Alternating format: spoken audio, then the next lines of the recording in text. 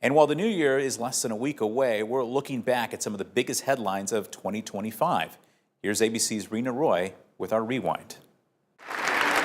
2025 was a year defined by a political comeback, destructive weather events, and turmoil across the globe. I, Donald John Trump, do solemnly swear. President Trump sworn in for a second term. In March, the president unveiled sweeping tariffs on Mexico, Canada, China, the EU, and other countries. Every day you go to the store, things are more expensive. Driving up the prices for consumers on some goods. The president fulfilling a campaign promise, ordering ICE to conduct raids to deport undocumented immigrants. It's sending a strong signal to the world. Our border's closed. Everyone I know is scared. People are nervous to walk their kids to school.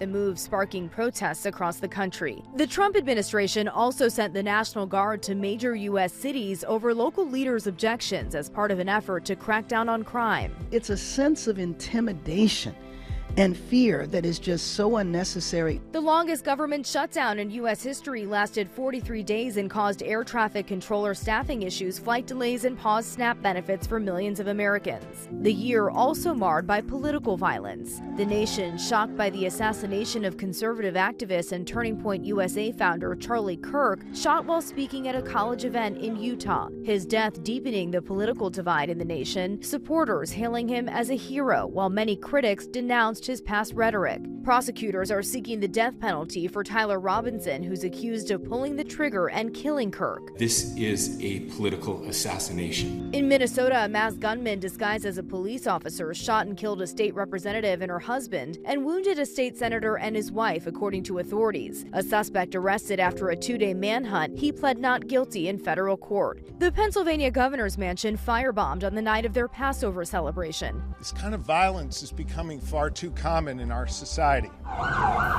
The year started with terror in New Orleans. 14 people were killed in a vehicle attack the early morning hours of New Year's Day after officials say a pickup truck plowed into a crowd on Bourbon Street. We watched the people actually flip in the air. And for another year, gun violence taking American lives. 4 killed and 1 injured at the NFL's Midtown Manhattan offices in July, sending the city into a frenzy. 2 children killed, 17 others wounded at a church during Mass at a Catholic school in Minneapolis. My friend got hit in the back. I think I got gunpowder on my neck. And 2 people killed and 9 others wounded in a shooting on the campus of Brown University. Nature also taking its toll this year. Unprecedented hurricane-force winds fueled the Palisades and Eaton fires, the most destructive in California's history. It looks like a war zone. More than 100 people were killed in central Texas, including dozens of children from Camp Mystic. We had one choice, and we had to swim out of our cabins. After heavy rain overflowed the banks of the Guadalupe River in the Texas Hill Country July 4th. The year also saw trouble in the skies. 67 people died after an American Airlines flight and military helicopter collided near Reagan National Airport outside of Washington, D.C. And overseas, the United States took military action against Iran, striking 3 nuclear sites in an effort to cripple their nuclear program. Iran responding, attacking a U.S. base in Qatar.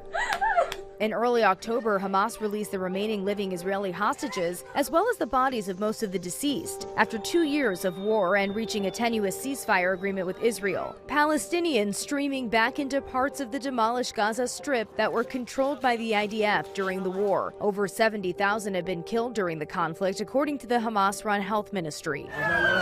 15 people killed in what officials called an act of terror at Australia's famous Bondi Beach during a celebration for the first day of Hanukkah.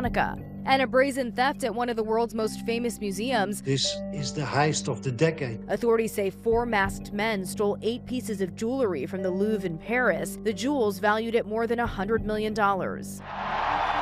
For the first time in the 2,000-year history of the Catholic Church, an American elected pope. It's groundbreaking historically. Cardinal Robert Francis Prevost, who became Pope Leo XIV, succeeding Pope Francis, who died in April. I'm really hopeful that this is something really good for us, for some unity, some hope, love, and peace. Rena Roy, ABC News, New York.